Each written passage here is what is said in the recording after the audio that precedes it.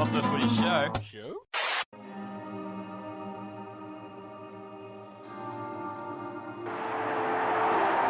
The champs are down.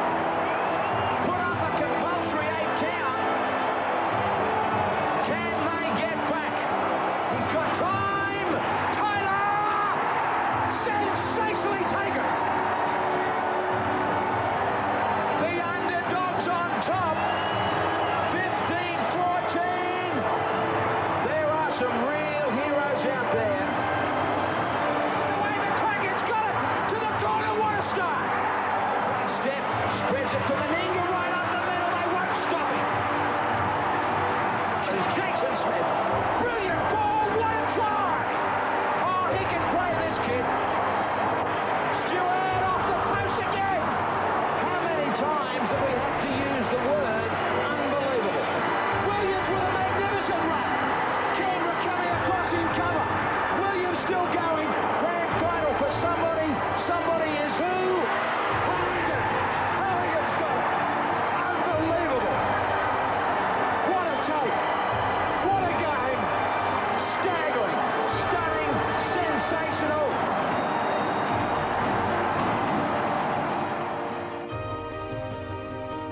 Welcome to September, everyone.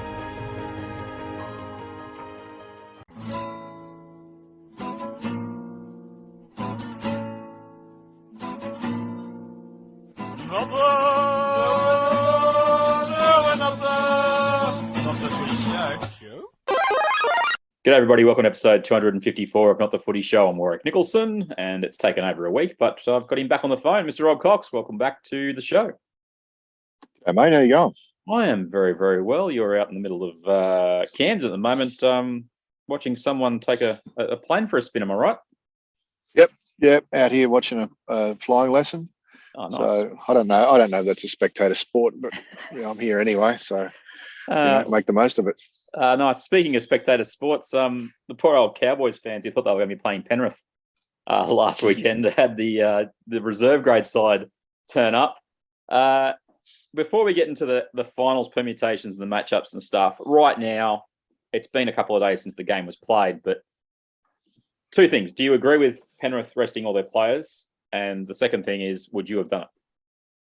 Yeah, I think so, mate. I mean, look, I think resting players, the season's fairly long and quite arduous. I know that there's been a couple that have been rested around mid-season, whether they wanted it or not, they got it. And I think it's probably pretty smart from Ivan. They've played a lot of games together. They don't really need to gel, and Nathan's back this week. Nathan Cleary's back this week. So I think it's kind of worked out better for them. They're going to go into the finals fairly fresh, and I don't think they'll be underdone. Yeah, I like it as long as they never complain about another team doing it again in the future. And if that happens to cost them a spot in the top 8, knowing the CEO of the Panthers, he will complain about something. Good old Brian Fletcher. I don't mind them doing it. They had a 4-point lead going into the game, so into the last round. So good luck to them. And I also wonder, though, had they not won the comp last year, whether they would have done it this year. That's the big question for me. Yeah, I'm not sure, mate. I think Ivan Cleary as a coach has really grown in the last 2 or 3 years as far as his experiences go, and he's probably doing things the way that he'd like to do them now, and good luck to him. I mean, when you've got a 4-point break on everyone, you can afford to lose a game and blood a few youngsters, and they'll probably be better for that in the future, the club, Panthers club. So fair play to them. It was a 6-point gap, actually. They ended up being only 4 points clear of the Sharks. That's right. In the end. We have a final series. We have 4 cracking games to open up the 2022 series. Penrith, Parramatta Friday night, Melbourne, Canberra on Saturday afternoon in Melbourne, Cronulla, North Queensland in front of 3 people on Saturday night, and East versus Souths in the new stadium in the back-to-back Bunnies Roosters games on Sunday. Any issues with the way they scheduled the finals, Coxsmith? No, look, a few years ago, I would have said that that the games need to be played in front of big crowds at big stadiums, and I can see why some journalists are squawking to the heavens about this couple of the smaller grounds being played at, in as much as Cronulla's home ground only holds 12,000 people or something at the moment, and Penrith only holds about 22,000 people. So I can see that. That's the way it is, but they're the NRL rules. If you finish in the top four, in the top finish first, second, fifth, or sixth. First, second, fifth, or sixth, you get a home game, and unless the NRL is going to way before the final series is played, are going to say, look, we're going to hold all of the games at either one of three stadiums. Then so be it. I mean, it'd be really hard though, wouldn't it? If let's say for instance, the Cowboys, if they were forced to take their home game to probably Lang Park or whatever it's called these days, Suncorp, they'd be annoyed. So I think it's happened in the past under our nice reactionary thing. As Canberra's had that issue with not being able to play any of the prelims down there. Obviously, it's a new stadium in Townsville, so it's less an issue. I think the NRL was hedging their bets on this decision until it looked like Cronulla were going to be second. Because if they'd made a call saying that you had to play it there's a chance that the Sharks could have played the Storm in the first week, and that may have been a bigger crowd puller than the Cowboys potentially. They were also always looking pretty good in regards to. It was unlikely Cronulla were going to be playing a Sydney team in that second versus third matchup. So I think it was a hedging of the bets, because I know even just 4 or 5 years ago, the Sharks played the Cowboys at the SFS in week 1 of the final series when they were trying to defend their title, and the Cowboys went all the way to the GF. That was played at the SFS. I have no issues with the first week, but the second week onwards, it needs to be at the bigger grounds. I think so. Yeah, I think so, and I think they need to nominate those grounds. Whether it's at the Sydney Football Stadium or whether it's at Parramatta. But if they're gonna do that, then they need to, in my opinion, home ground advantage first week, but there can be no home ground advantage second week. But what's the crowd cutoff? I guess is the question I'm going to put you then. Is it 20?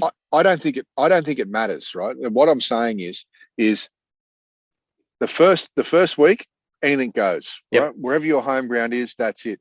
But the second week, you cannot get advantage from a home ground. So, for example, if the Roosters make it through and they're the higher level finisher than whoever they're about to play, they can't play at the Sydney Football Stadium.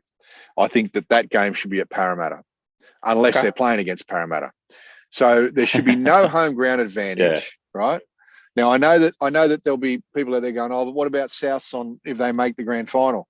Yeah, look, that is definitely a point, but unless you're going to make a broad rule that any game, any ground where a grand final can be played cannot be a home ground to anybody, then you're always going to have that little grey area. But I think that if you're going to take home grounds away from people from the second week onwards, it has to be away from their home. Well, we used to have that back in the day when you played the SFS was the place you played the finals, and I guess we've moved on from there. I just wanted to call out stunning, but a little bit of picking and choosing from the great leader PVL. If you recall, we didn't do a pod when the announcement was made around the grand final where it would be played, and he made a big song and dance about, we need to have the most money, it needs to be able to make the most money, et cetera, et cetera. It's all about that. Not a single lick of care factor for the Sydney faithful fans who'd lost their grand final the year before. It wasn't about them. It was all about money. And then he came out this week and said, oh, no, we need to look after the Sydney fans and let them have home games in Sydney. I mean, it's really the people's game. The bloke, honestly, to quote the great Frank Costanza one more time, this is not my kind of guy. I'm with you. I think that the home ground advantage shouldn't necessarily be there after week 1. But in saying that, SFS and CommBank makes the most sense for those games, unless it's a full-on Sydney rivalry. In that case, you might play it at Stadium Australia. So Parramatta Penrith should be really, if it's in the second or third week, it needs to be at Stadium Australia. It can't be I don't think it can be at CommBank, and I don't think it can be at Penrith. No. Yeah, I agree. What it does then is it just makes it, and I know that that's probably a bit of a logistical headache for the NRL, but they need to put those stadiums on notice and say, look, this is the way it's going to be. If Parramatta play in the second or third week, we can't play it at Parramatta. We're going to have to play it at Acor Stadium. And if the Roosters make it through, we can't play it there. We're going to have to play it either at Homebush or at Parramatta. So that's the way I think it should be. If you're going to be fair, you've got to be fair. You know, I mean, that's one thing the NRL isn't when it comes to the draw. Yes, I know that. Certainly when it's a 25 round competition with 16 teams, then it can't be fair. So there's always going to be winners and losers. But as far as home grounds go, you know, look, the other thing that I didn't ever know this, but apparently the clubs don't make a cent from their gate takings during finals. It's all NRL money. So the NRL gets all of the money from finals. Yeah. So they're doing themselves out of some coin. That's what makes no sense with the whole PVL comments. It's all about money, then it's not about money, but it's your money. Yeah. So, dude, anyway, are we expecting to be across all this stuff? No. Let's start with Friday night. It's Penrith Parramatta. Parramatta in the top 4. Does it sit well with you? Do you think they deserve to be there? Yeah. Well, look, the only reason why I'm going to say yes is because they've beaten probably arguably the two strongest teams in the comp in Penrith and Melbourne. They've beat them both this year. They beat Penrith twice, you know, defending premiers. And so, yeah, I say Parramatta do deserve to be there. I still think that they can look a little bit wobbly especially against teams below them on the ladder. They seem to not kind of turn up and not have their heads on, which must be really frustrating for the coach because like him or loathe him, I've got to tip the hat to Brad Arthur this year. He's got them. He's managed to get them into a position that looks pretty strong. Yeah. You know, and he's beaten Penrith twice. I mean, if you were going to take on Penrith, you want them in the first week of the finals. And Melbourne twice, yeah. Melbourne once, I believe. I thought they played them start of the year and then... I think they only beat them once, mate. But you have to check up on that. I will let you talk, yeah. I believe it's 2-1. No, it's 2-0. 2-0. They beat them in round 3. Oh, did they? Okay, so they've beaten both of those teams twice. Okay, yeah. Look, I think Parramatta really want to take on Penrith in the first week. Yep. To, you know, it'll be if they do beat Penrith, and let's be honest, they've beaten them twice already this year. If they do beat Penrith, it's a really good psychological boost and a big confidence boost, and they're a real confidence team, especially, you know, with players like with Gutho and Mitch Moses are both very much confidence players. Who knows? Who knows what's in store for Parramatta? I'm not going to say they're going to win the comp, but it'll go a long way to achieving that if they knock off the premiers on Friday night. Remember 5 weeks ago we were saying they got smashed by Brisbane, 36-14 at CommBank, and we looked at their draw and went they might struggle. They had Penrith, Manly, Souths, Bulldogs, Broncos, Storm. That was their run. Yep. They lost two of one of those games. They lost to the Bunnies 26-0, but they beat the Panthers 34-10, Manly 36-20, although who didn't beat Manly at the end of the year? Eels 42. Eels beat them Bulldogs 42-6. They smashed Broncos 53-6, and then they played, I think it was one of their more complete games of the season last week against Melbourne when they won 22-14. So I have no dramas with them being in the top 4. At the end of the day, you sold Chestnut, but your record is what it is. And they won 16 of their 24 games, and they finished ahead of Melbourne. Penrith, it's a funny one. With no Cleary for 5 weeks and Luai only playing 2 of those games, it's a weird one, but you're not sure what they're going to show up, what they're going to put on the field, not in terms of personnel, but just the style of football, because it's just been a while since we've seen the full-strength Penrith run around. It's a weird one. This is the time. I just say this is the time to get Penrith. You're going to get them if you're Para. Yep. Yeah, definitely. I mean, they're probably going to be a little bit rusty. The one thing about Penrith though, which we've seen happen over the last couple of years, is they will hang with you. You might get 10 or 12 points on them, but once they kind of get a little bit warm, they won't let you just run away with a score. So if Parramatta are to win this game, they've got to be playing for the full 80 minutes because Penrith aren't going to give you a whole lot. When they've lost, they haven't really lost big other than last week when the junior Panthers were playing. The game against the Eels when Cleary got sent off, they did get. That's right. But Panthers played great in the second half of that game too. Correct. So they came out of the sheds and turned up. But you're right. Who knows? We haven't seen them play at full strength for at least 5 weeks. So it will be a little bit of a lucky dip, I think, for the first 10, 15 minutes. And that's where Parramatta has to really turn up and come out of the shed and really turn the screws on Penrith if they've got any hope to win. They have to come out firing. They can't feel their way into the game because, that's not the way to beat Penrith. Okay, we've buttered up the bread of Parramatta for the last 5 or 6 minutes. Are we picking them though? I'm not tipping them. I'm tipping Penrith for that game, and I'm tipping Penrith. You mentioned before you'd like some scores. I think Penrith by 10. 10? Okay. I don't know what the final score will be. You call it 20-10. Right. Give us a margin's fine. 22-12. I think 10 points.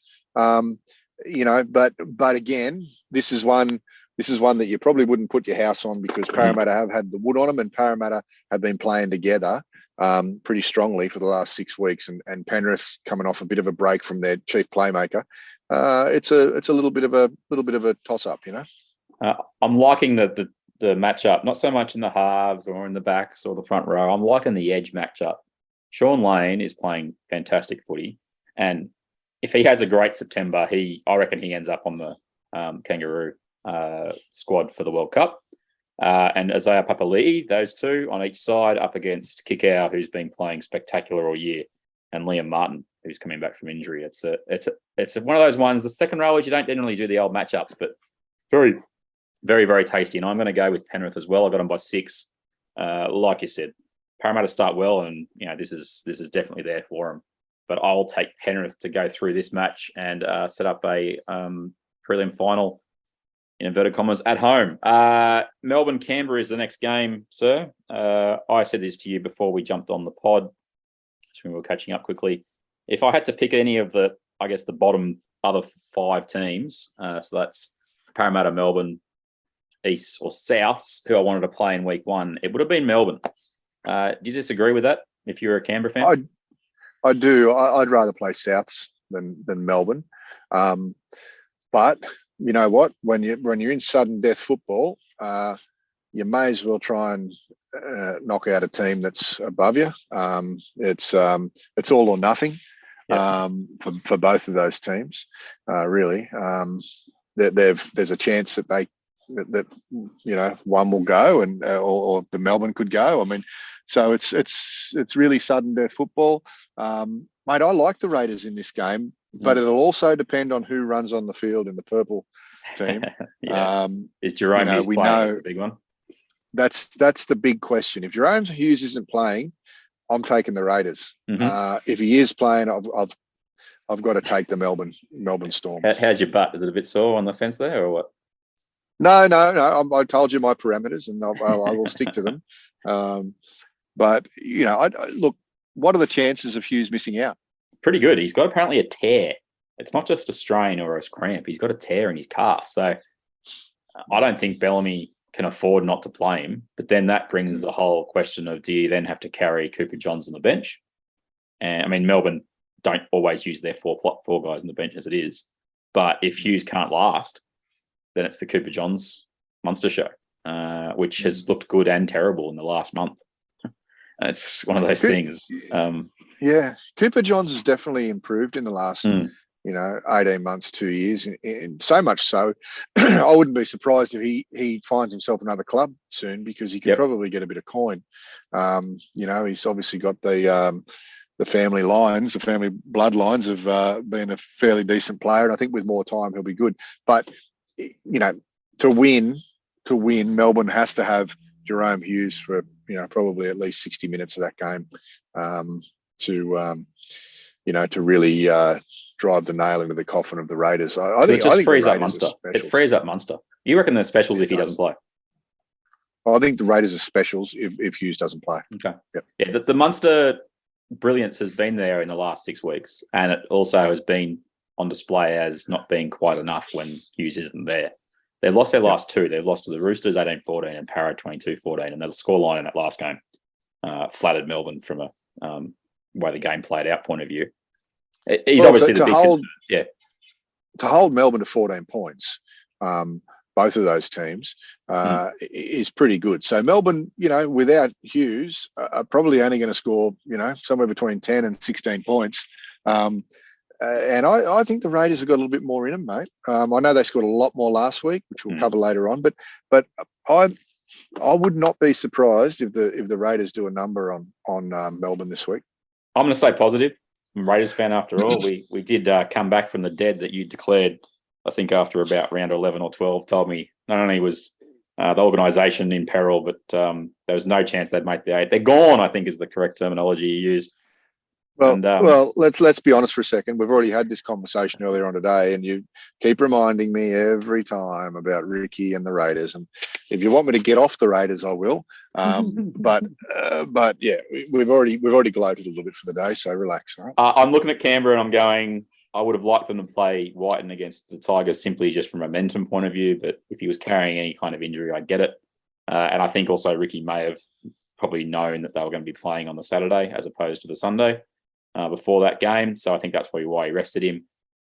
We played really good against the Tigers, but we didn't come up against much. Same sort of thing against Manly. The week before was the game that I kind of went, all right, we might have something here. We didn't play well against Newcastle to start. We let them get in the front. And it was one of those ones where we were expected to win. If we'd won by plenty, that would have been great for us. But we found a way to hold them out and then come back and win. There's things about this Canberra team that get me excited. We're not going to run the table and go all the way, but I did buy grand final tickets. So, that could still happen. But I'm going Canberra by 2. To me, it's down to that forward pack in the middle for Tapine and Papali'i making inroads through Melbourne, which has been their problem of late. They are getting run through the middle a bit, Melbourne. Especially when you move Nelson to an edge, you're asking a lot of Jesse Bromwich. And why have they done that? Do you think Coach Bellamy is trying to hide Nelson and maybe not get him so involved so he doesn't do himself a mischief? Because, they're watching him. I think it was a matchup thing. I think it was them going, we're going to either run him at Reynolds or Ezra Mam in that game where they won by 60. And it worked. And so he sort of kept going with that. And he tried to run him against Sam Walker. It's just the problem is you take him out of the middle and you lose a bit of go forward. It's a tough one. If we're going to beat Melbourne in another semi-final, which we have done before in recent memory, I'm going to go with it this one. And we've also, I think, got the second most wins at Amy Park by any team other than Melbourne. So stats. Well, I think if the Raiders win, they win by 8, and if Melbourne win, they win by 6. Okay, I'll go Canberra by 2. The winner of this game, Melbourne Canberra, will take on the loser of Penrith and Parramatta in the second week. So that is very interesting. So that game will be in Sydney in week 2. The second half of the draw, Cronulla, who just had a really, really good year. Second, I think they won, 18 from 24 games. It's a fair old Craig Fitzgibbon effect. And their defence was, I think, the third best in the competition. Penrith had the best at 330 against, Cowboys 361, and Sharks 364. But it's the ability to score points that gets me excited about Cronulla, especially in this matchup against the Cowboys, Coxsmith. Yeah, look, I mean, Cronulla have done. I agree with you. Cronulla have done exceptionally well this year, and new coach, new team. Well, not a new team, but a few new faces in that team. I think, to be perfectly honest, I think they're going to go all the way to the last day of the competition. And I think Nico Hines is a dead certainty for a Kangaroo tour, as is a couple of other fellas in that team. So I think they've done amazingly well. And I think they win week 1, mate, and they probably win by 8 to 10. Okay, 8 to 10. I've got them by 4. And it's the fact it's in Sydney. If the Cowboys had found a way to have that game in Townsville, I probably would have reversed my tip. That's how significant I think the home ground is for North Queensland. Whereas Cronulla, 10,000 fans screaming in it. Shark Park, I think that'll be a big factor for them. And the Cowboys, said it for a number of weeks, number of months, really like the kind of football they play. I just have a concern about how it's going to go in September. I just don't know if you can play with that freedom in a game where another team might pull you to the ground and just hold on to you forever. I don't think that translates great to September footy. Having said that, I got them completely wrong. I had them 15th at the start of the year and they finished 3rd. So well done, Cowboys. I'm going Cronulla by 4. I think Will Kennedy has a chance coming back, although Lockie Miller has been doing a good job for Cronulla at fullback. They just have points. If North Queensland find a way to make Nico Hines not want to run the ball, they are a big threat. But the guy who deserves a lot of credit this year for what he's done in terms of comeback player of the year, it's very close to Matt Moylan. What a year he's had. He's been superb. Absolutely. Yeah, I totally agree, mate. I dead set thought he was gone for all money and gone forever. But he's reinvented himself and he looks fit and he's done really well and he's really thriving under Coach Fitzgibbon there, mate. He is. So we're both going Cronulla. That means North Queensland would then host the winner of the next game on Sunday, which is East and South at the SFS. It's a delicious game. It is delicious. The big question mark is not on Joseph Manu. The story is that he has a calf tear and will definitely not play this week. Wait for him to get named by Robinson tomorrow. But the other player is Cam Murray, who has been concussed, is it 2 or 3 times this year? At least one big one in Origin, another one where he came back on, and I think maybe one other game of regular football. He has to play for South to have a chance, as far as I'm concerned. Yeah, I agree. Well, wasn't he also concussed in the grand final last year?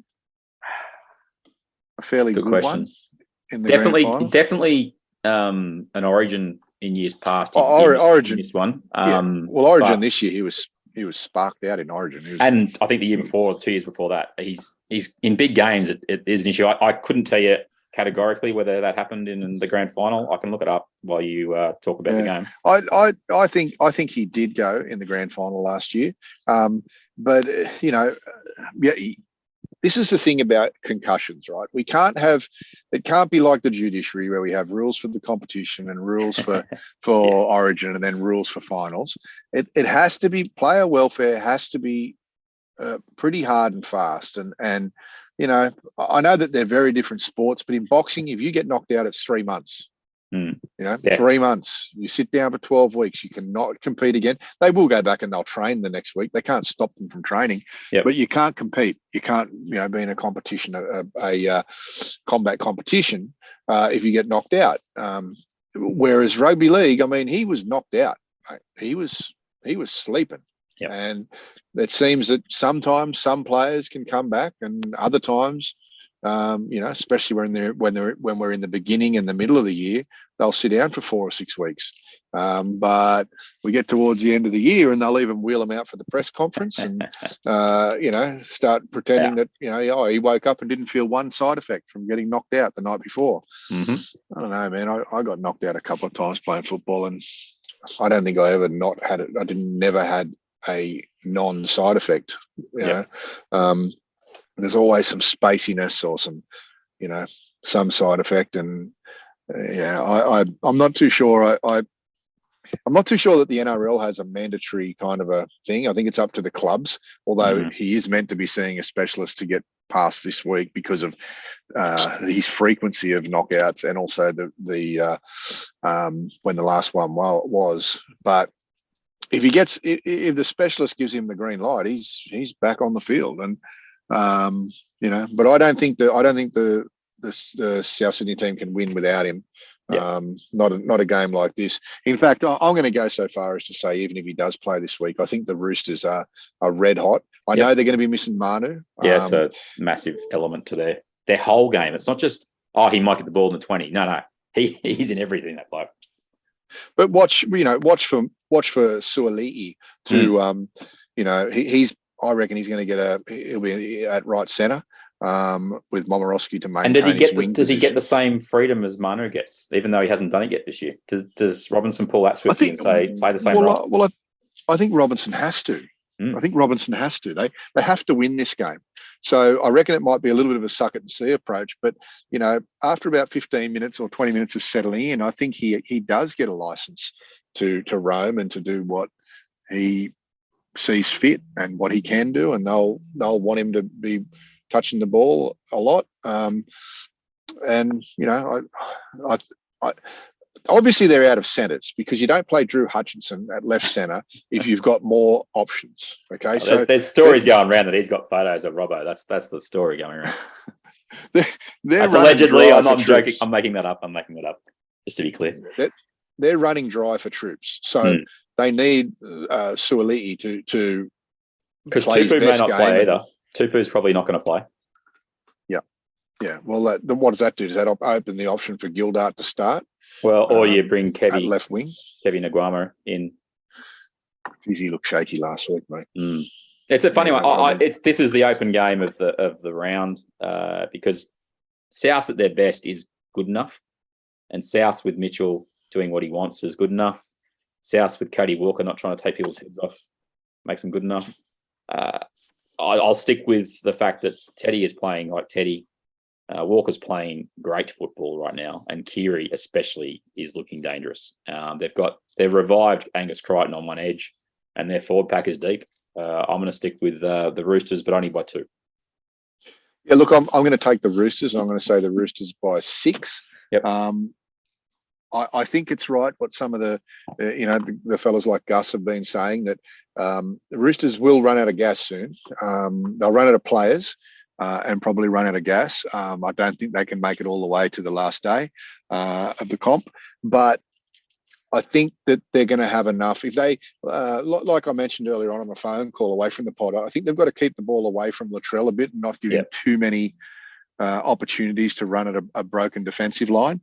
But Keary and Sam Walker are smart enough to probably play a game where the ball goes into touch quite a lot, so that he's running at least a defensive line. And I like that tactic, Coxsmith. I don't think you said to me the other day. I really like that because one thing about Mitchell is he can sit back and watch a lot.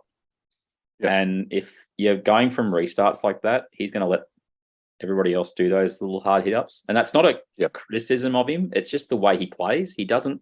Yeah. Unless he doesn't. He doesn't do too much grunt work, Latrell. He's not one of those players that wants to come out of his own end. He wants to run it at a moving defensive line, not a set defensive line. Yep. And I think it would annoy him if the Roosters kicked for the sideline, and even if they rip themselves off 10 or 15 meters for each kick rather than kicking it deep, I think to get him to run at a set line is much more of a imposition for him than it would be for the Roosters to lose 10 or 15 meters each play. So I think that's what I would do. I'm definitely not a super coach or anything, but that's what I would do, and I'd try and keep him as leastly involved as I could, if that's a word, if that's a term. I don't want him running at my broken line. This game we played actually in the afternoon, which is fantastic because we get a game at the new SFS during the daytime. Cannot wait to see that. It's just there's something about afternoon football in the finals, the SFS, even if it's a new ground. I just want to see it and see what the light situation with the sunlight is. Because remember the old SFS, they didn't really take into consideration afternoon football when they designed it. Here's the question. Here's the question about the Sydney Football Stadium, mate. I know a few people that went last week, and every single one of them that I spoke to said that there's not much difference between the new one and the old one. Now, the Australian government spent a bit over $750 million on that stadium. Yeah. Beers are now more expensive if you're that way inclined. Because we've upgraded it, you see, for the fans. It's $14 a beer.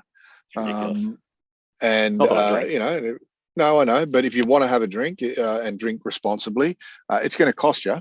Even if you want to have 3, let's say you don't have 3 beers across a space of 3 hours, right? That's almost going to cost you $50 for 3 beers. And from what I've been told as well, the roof doesn't look like it'll keep patrons dry, which was one of the big Wasn't that things one of those about big selling the last points? stadium. It It was also one of the big whinges about the last one, that it was meant to keep people dry and never did. Never did. One of the stories I heard was someone spent $140 on food for 4 people. So Not surprising. A bucket of chicken, $60. Grand final right now. The winner of East South plays the loser of Cronulla North Queensland, which I'm not going to say if either of South or East get through, they can both get through whoever they play in that next week. It's the beauty of this competition. It's what we talked about the last pod we did. It's open season. We've got to wrap this up, Coxsmith, because we're running out of Zoom free time. Grand final right now. Who is it? Penrith Cronulla. Bingo, bango, ditto. Yep, I'm the same. Things get interesting if there's an upset in the top 4 in week 1. Well, then they cross over, don't they? Yeah. Alex Johnson is the Ken Irwin medalist as top try scorer. He scored 1 billion tries again.